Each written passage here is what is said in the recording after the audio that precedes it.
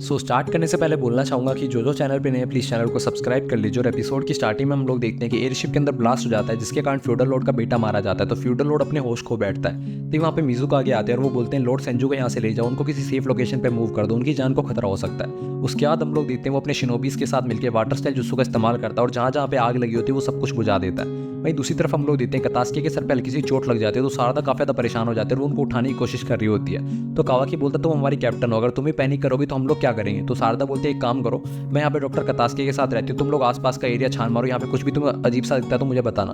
भाई दूसरी तरफ हम लोग देखते हैं बोरुटो वगैरह को भी पता चलता है इस ब्लास्ट के बारे में। तो बोरुटो बोलता है मुझे जल्दी से वहाँ पे जाना होगा।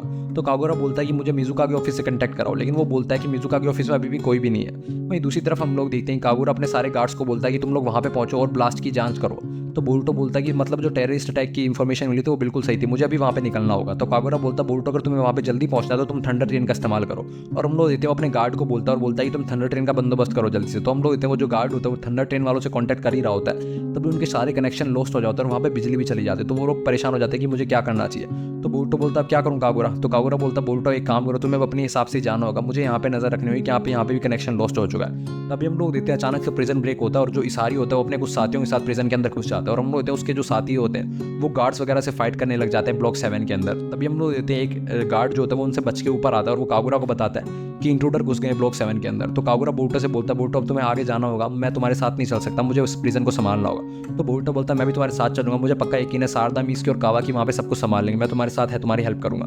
तभी हम लोग इतने पूरे प्रिजन के अंदर हर तरफ पानी पानी फैलने लग जाता है। तो किसी को भी समझ में नहीं आ रहा था कि ये वाटर कहाँ से लीक हो रहा है, लेकिन हम लोगों को पता चलता है कि एक इसारी का सबॉर्डिनेट होता है जो अपने वाटर स्टाइल जुस्सू का इस्तेमाल कर रहा होता है। तभी हम लोग इतने सारे जो प्रिजनर्स होते हैं वो बेकाबू हो जाते हैं और गार्ड उनको काबू में रखने की कोशिश कर रहे होते हैं, लेकिन वो काबू में नहीं आ पा रहे होते। तभी हेबिची को बोलती है कि मुझे लग रहा है कि तूफान आने वाला है, हम लोगों को तैयार रहना चाहिए। वहीं दूसरी तरफ हम लोग देखते हैं जब कागुरा वगैरह ब्लॉक 7 के अंदर पहुंचते हैं तो वो देखते हैं कि वहाँ के सारे जो गार्ड है उनको प्रिजन स्टाइल के अंदर बंधा हुआ होता है, यानी कि वाटर प्रिजन के अंदर बांधा हुआ होता है। तो कागुरा बोरुटो को बोलता है उसको टच मत करना वरना तुम भी इसके अंदर चले जाओगे। और फिर उसके बाद वो अपनी तलवार का इस्तेमाल करता है और उस पानी के प्रिजन को 2 भागों में बांट देता है और हम लोग होते हैं उन सारे गार्ड्स को बचा लेता है। फिर उन गार्ड से पूछता है कि कौन था जिसने तुम्हें वाटर प्रिजन के अंदर डाला। तो वो गार्ड बताते हैं कि वो फुनाटो गैंग का मेंबर था, मैं उसकी शक्ल कभी भी नहीं भूल सकता, हम लोगों ने उससे फाइट करी है। वहीं दूसरी तरफ हम लोग देखते हैं कि जो सेंसरी जो बंदा होता है फुनाटो गैंग का मेंबर जो कि वाटर स्टाइल जुस्सू का इस्तेमाल कर रहा होता है, उसकी नाक से खून आने लगता है, क्योंकि वो नॉर्मल वाटर स्टाइल नहीं होता बल्कि वो एक सेंसरी जुस्सू होता है जिससे वो आरोमी फुनाटो को ढूंढ लेता है। तो हम लोग होते हैं सारी बोलते हैं तुमने काफी अच्छा काम किया, अब तुम यहीं पर रुको, हम लोग बाकी सबको ढूंढ लेंगे। वही दूसरी तरफ हम लोग देखते हैं बोरुटो पूछते हैं फुनाटो गैंग कौन सी है, ये लोग यहाँ पे कैसे पहुंचे। तो कागुरा बताता है कि ये लोग शायद फुनाटो गैंग के जिस लीडर को हमने पकड़ा था उसके बचे हुए लोग हैं, उसी मेंबर गैंग के मेंबर है। और वो बताता है कि हमारे जो सारे जो स्टाफ है वो भी सेरेमनी के अंदर चले गए उनको प्रोटेक्ट करने के लिए, हमारे पास बंदे भी नहीं है, तो शायद यहाँ पे वो आरोमी फुनाटो को बचाने के लिए आए हुए हैं। और क्योंकि ये जो प्रिजन है वो आइसोलेटेड है तो हम लोग यहाँ पर रीइंफोर्समेंट भी इतनी जल्दी नहीं बुला सकते। तो बोरुटो क्या तुम मेरी मदद करोगे। तो बोरुटो बोलता है ऑफकोर्स मैं तुम्हारी मदद करूँगा, तुम्हें क्या लगता है कि मैं एक ऐसा बंदा हूं जो अपने फ्रेंड को ट्रबल के अंदर छोड़ के चला जाऊंगा, बिल्कुल भी नहीं, मैं तुम्हारे साथ तुम्हारी मदद करने चलूंगा। वहीं दूसरी तरफ हम लोग देते हैं कतास के शारदा से पूछता है कि क्या हुआ, यंग लॉर्ड यहाँ पे आए क्या, या उनसे बात हुई। तो शारदा बोलते हैं अभी तक बोरुटो से कोई कांटेक्ट नहीं कर पाई हूँ मैं, ना ही बोरुटो यहाँ पे आया, तो आप चिंता मत करो, जैसे ही बोरुटो यहाँ पे आएगा मैं आपको बता दूंगा। वहीं दूसरी तरफ हम लोग देखते हैं एक शिनोबी आता है और मिजुका को बताते हैं कि हम लोगों को बहुत सारी अनआइडेंटिफाइड जली हुई बॉडीज मिली है जो कि यहाँ पे हम लोगों को शिप के अंदर मिली है, मुझे लगता है कि उन लोगों का कॉन्टैक्ट हो सकता है, कनेक्शन हो सकता है इस इंसिडेंट से। तो मिजुका बोलता है एक काम करो, यहाँ से किसी को भी जाने मत देना, सबको इन्वेस्टिगेट करो। तभी मिजुकागी की एड वहाँ पे आती है और बोलते हैं आप लोगों को भी मिजुका के ऑफिस में जाना चाहिए, आपकी जान को भी खतरा हो सकता है। तो दूसरी तरफ हम लोग देखते हैं जो 2 गार्ड होते हैं जो कि आरोमी फुनाटो की देखभाल कर रहे होते हैं, उनको बाहर से अजीब सी आवाज़ आने लगती है तो वो चिंता कर रहे होते हैं। तभी हम लोग देखते हैं वहाँ पे एक अजीब सी शिप जो होती है फिश जो होती है वो नीचे घूमने लग जाती है। तो गार्ड बोलता है मुझे अजीब सी आवाज़ सुनाई दे रही है, तुम्हें क्या लगता है हमारे आसपास हलचल हो रही है। तभी हम लोग देखते हैं जो पीछे वाला गार्ड होता है उसके ऊपर वो मछली अटैक कर देती है और वो आगे वाला गार्ड परेशान होता है कि ये सब कुछ हो क्या रहा है। तभी हम लोग देखते हैं वहाँ पे इसारी फुनाटो आ जाता है अपने सबॉर्डिनेट के साथ और वो गार्ड को बेहोश कर देता है। और वो अंदर जाके बोलता है आरोमी को कि फादर मैं आपको बचाने के लिए आ चुका हूँ, अब आपको यहाँ पे जेल के अंदर रहने की जरूरत नहीं है। और हम लोग देखते हैं वो उस मछली को बुलाता है जो कि उसका हथियार होता है और उस दीवार को तोड़ देता है जो कि शीशों से बनी होती है। और हम लोग देखते हैं वो अपने फादर को छुड़ा लेता है। तो उसका सबॉर्डिनेट बोलता है मैं अभी पानी लेके आता हूँ इनके लिए। तो इसारी बोलता है तुम्हें पानी लाने की जरूरत नहीं है, तुम्हें पता है ना इंसान के शरीर के अंदर 70% पानी होता है। और फिर हम लोग होते हैं उस गार्ड के पानी को सोख लेते हैं जिससे कि जो गार्ड होता है वो सूख के खत्म हो जाता है और हर तरफ वाटर वेपर फैल जाते हैं जिनको कि आरोमी फुनाटो ऑब्जर्व कर लेता है। और हम लोग देखते हैं कि उसकी बॉडी फिर से रिकवर हो जाती है और वो पूछता है कितने साल हो गए मुझे यहाँ पे। तो इसारी उसको बताता है कि फादर आपको यहाँ पे 5 साल हो गए, हमारी क्लैन आपका इंतजार कर रही है घर के अंदर। तो हम लोग वो लोग बाहर निकलने लगते हैं तभी वहाँ पे बोरुटो और कागुरा पहुंच जाते हैं और वो बोलते हैं मैं यहाँ का वार्डन हूँ, हम तुम्हें जाने नहीं देंगे। तो इसारी उसको बोलता है तुमने मेरे फादर का काफ़ी अच्छा ध्यान रखा, इसके लिए मुझे तुम्हारा थैंक्स बोलना पड़ेगा। और हम लोग होते हैं उसके बाद उनके बीच में फाइट स्टार्ट हो जाती है।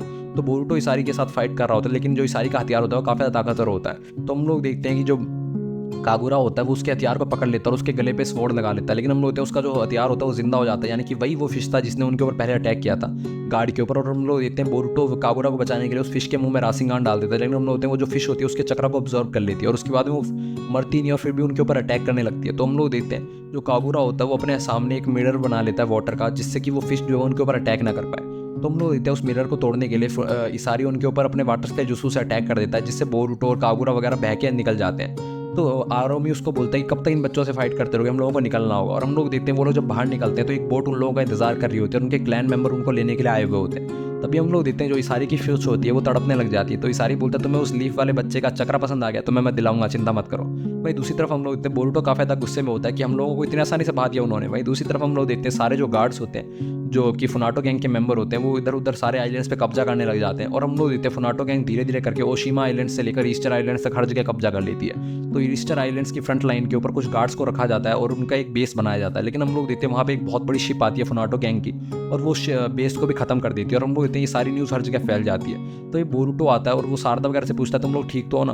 तो कावाकी बोलता है हम लोगों को गार्ड डाउन नहीं करना चाहिए, अभी भी यहाँ पे बहुत सारे एनिमीज हो सकते हैं। तो ये बोरुटो अपना मुंह लटका लेता है और बोलते हैं यहाँ पे एनिमीज नहीं है, ये सिर्फ एक डाइवर्जन था, यहाँ पे कोई भी नहीं है, उन्होंने प्रिजन को लूट लिया और आरोमी फुनाटो को छुड़ा के ले गए वो लोग। और हम लोग इतनी जो खबर होती है वो मिजुकागी के पास भी जल्दी पहुंच जाती है और उसको सारी रिपोर्ट दी जाती है। तो मिजुकागी को पूछते हैं, मिजुकागी पूछता है हमारी शिप्स वगैरह का क्या हाल है। तो वो सारे शिनोबी बताते हैं कि सारी शिप्स और सारे पोर्ट को डिस्ट्रॉय कर दिया गया, इसलिए हम लोग उनका पीछा भी नहीं कर पाए। तो मिजुकागी बोलता है लेकिन हम लोगों को अभी तक पता क्यों नहीं था इस गैंग के मेंबर के बारे में कि बचे हुए हैं ये लोग। तो वो बोलता है इसके बारे में हम लोगों को कुछ इंटरेस्टिंग न्यूज़ पता चली है। जो हमारा गवर्नर था उसकी लाश मिली है हम लोगों को परसों समुद्र के किनारे, और हम लोगों को पता चला है प्रूफ्स मिले कि वो जो गवर्नर था वो उन फुनाटो गैंग के मेंबर्स के साथ मिला हुआ था और इसी ने ये र्यूमर फैलाई थी टेररिस्ट अटैक होने वाला है और इसी ने ये डाइवर्जन किया था ताकि वो फुनाटो गैंग के मेंबर अपने लीडर को बचा के ले जा सके। तो हम लोग इतने मिजुका बोलता है इन्वेस्टिगेशन टीम बैठाओ और सारी इन्वेस्टिगेशन करो। वहीं दूसरी तरफ हम लोग इतने मिस्की आता है और बोर्टो वगैरह को बताता है कि फ्रंटल बेस्ट को भी तबाह कर दिया गया, हमारे पास कोई भी रास्ता नहीं है उनको पकड़ने का, और एक अनआइडेंटिफाइड वेपन का इस्तेमाल हुआ था वहाँ पे। तो बोर्टो बोलता है वहाँ पे टैंकी वगैरह की टीम भी तो उन्हीं आइलैंड्स के पास गई हुई थी मिशन के लिए, उनका क्या होगा। तो मिस्की बोलता है हम लोग उनको कांटेक्ट नहीं कर पा रहे क्योंकि उनके जो सारे आइलैंड्स थे उधर के उन सारों से कनेक्शन लॉस्ट हो गया। तो कावाकी बोलते तुम उनकी चिंता मत करो, वो भी तो शिनोबी, वो अपना ध्यान रख लेंगे। तो मिस्की बोलता मैं उनकी चिंता नहीं हो रही है, बल्कि वहाँ पे रिसर्चर्स भी हैं हिडन लीफ विलेज के, और वो लैंड ऑफ वाटर के भी रिसर्चर्स वहाँ पे, जबकि वो नॉर्मल लोग हैं, वो लोग अपना ध्यान नहीं रख पाएंगे। तो शारदा बोलते हम लोग तो कुछ भी नहीं कर पाएंगे क्योंकि यहाँ पे एमरजेंसी लग चुकी है और हम लोग आउटसाइडर हैं, तो हम लोगों को फ्रीली मूव करने की इजाजत भी नहीं होगी, तो हम लोग शायद उन आइलैंड्स पे जा भी ना पाए। तो बोल्टो बोलता तो तुम क्या चाहती हो शारदा कि हम लोग अपने दोस्तों को छोड़ दें, हम लोग कुछ ना कुछ करके वहाँ पे जाने का रास्ता निकाल ही लेंगे। तभी वहाँ पे कागुरा आता है, बोलता बोल्टो मुझे माफ कर दो, मैं तुम्हारी बातें सुन ली, लेकिन मेरे पास एक आइडिया। और फिर हम लोग होते हैं वो मिजुका के पास जाता है और बोलता है मुझे बोल्टो वगैरह की मदद करनी होगी, मैं अपने दोस्तों को ट्रबल में नहीं छोड़ सकता। तो मिजुका के बोलता है तुम मेरे स्पेशल ऐड हो, तो अगर तुम चाहते हो तो तुम इमरजेंसी के अंदर भी इधर उधर मूव कर सकते हो, लेकिन तुम्हें ध्यान रखना होगा हमारी जो टॉप प्रायोरिटी है वो उन आइलैंड्स को डिफेंड करना और उसके पीछे की चीज़ों को इन्वेस्टिगेट करना है। तो तुम वहाँ पे अगर एक बार चले गए तो हमारा कनेक्शन वहाँ से लॉस्ट हो चुका है, तो तुम कोई भी रीइंफोर्समेंट नहीं मंगा पाओगे। तो कागुरा बोलता है आप चिंता मत करो, मैं वहाँ पे अपना ध्यान रख लूँगा, और बोल्टो वगैरह भी मेरे साथ चल रहे हैं। तो कागुरा हम लोग इतने मिजुका की कागुरा को वो स्वॉर्ड देता है अपनी और बोलता है कि तुम इसका ध्यान रखना। तो कागुरा बोलता है कि हाँ मैं इसका ध्यान रखूँगा। तो मिजुका की पूछता है कि तुम्हारे साथ बोल्टो वगैरह के अलावा और कौन कौन चल रहा है। तो कागुरा बोलता है मेरे दिमाग में कुछ सबॉर्डिनेट्स हैं जिनको मैं ले जाना चाहता हूँ। और वहीं दूसरी तरफ हम लोग देखते हैं बोल्टो मिस्की वगैरह शिप का इंतजाम कर रहे होते हैं, तभी उनको एक पुरानी सी शिप मिलती है। तो बोल्टो बोलता है कि ये शिप हम लोगों को वहाँ तक छोड़ देगी। तो वो बूढ़ा आदमी बोलता है कि तुम चिंता मत करो, मैंने इस शिप से कितनी बार पायरेट्स को धोखा दिया है। तभी हम लोग देखते हैं कावाकी बोलता है मैं तो इस बूढ़ी बोर्ड में नहीं चल रहा, तुम ही लोग जाओ, मेरी तो हालत वैसे ही ज़्यादा खराब हो रही है। तभी वो बूढ़ा आदमी बोलता है तुम एरोगेंट ब्रेड्स, तुम्हें क्या लगता है कि ये शिप किसी काम की है, तुम मेरी शिप का मजाक मत उड़ाओ। तो मिस्की बोलता है वैसे भी हम लोगों को कोई दूसरी शिप नहीं मिल रही है क्योंकि सारी शिप तबाह कर दी है, तो हम लोगों को इसी पे भरोसा रखना होगा।